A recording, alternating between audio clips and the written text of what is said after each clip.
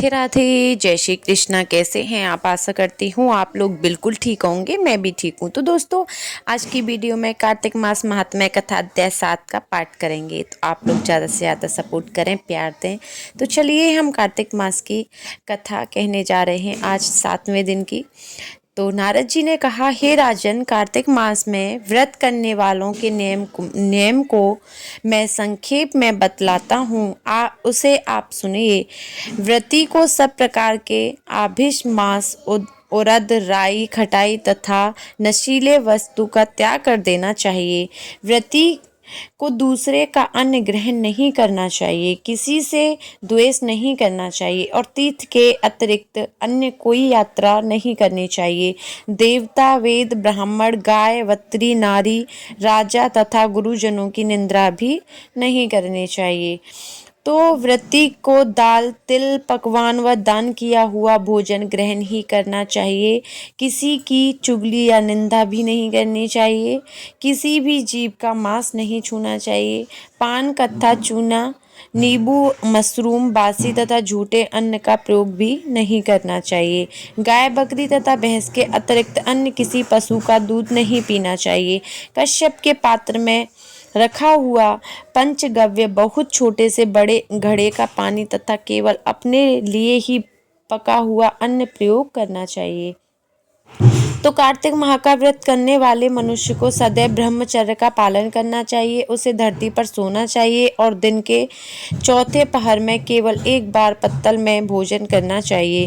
व्रती कार्तिक माह में केवल नरक चतुर्थी, जिसे छोटी दीपावली भी कहा जाता है, के दिन की शरीर में तिल का तेल लगा सकते हैं।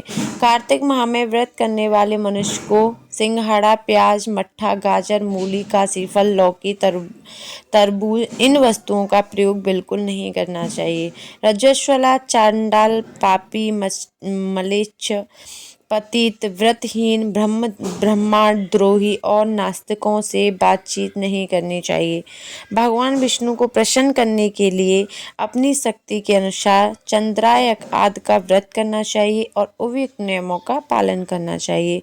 व्रती को प्रतिपदा के कुमंडहा, द्वितीय को कटहल और तृतीय को तरुणी, स्त्री, चतुर्थी को मूली और पंचमी में बेल, षष्ठी में तरबूजा, सप्तमी को आंवला, अष्टमी को नारियल और नवमी को मूली, दसवीं को लौकी, 81 को परमल, द्वादशी को बेर, त्रयोदशी को मट्ठा, चतुर्थी को गाजर तथा पूर्णिमा को शाक का प्रयोग नहीं करना चाहिए। रविवार को आंवला का प्रयोग नहीं करना चाहिए। कार्तिक माह में व्रत करने वाला मनुष्य यदि इन शाकों से किसी शाक सेवन करना चाहते हैं तो ब्राह्मण को देखकर ग्रहण करें। यही विधान महा के व्रत के लिए भी है। तो देवोत्थान एकादशी में पहले कही गई विधि के अनुसार नित्य जागरण, गायक वादन आदि करना चाहिए। इसको विधि पूर्वक करने वाले मनुष्य को देखकर यमदूत ऐसे भाग जाते हैं जैसे सिंह की गर्जना से हाथी भाग जाते हैं। कार्तिक माह का व्रत सभी व्रतों में श्रेष्ठ है। इसके अतिरिक्त जितने भी व्रत यज्ञ हैं वह 1000 की संख्या में किए जाने पर भी इसकी तुलना नहीं कर सकते, क्योंकि यज्ञ करने वाले मनुष्य को सीधा वैकुंठ की प्राप्ति होती है। जिस प्रकार राजा की रक्षा उसके अंगरक्षक करते हैं, उसी प्रकार कार्तिक माह का व्रत करने वाले की रक्षा भगवान विष्णु की आज्ञा से इंद्रादि देवता करते हैं।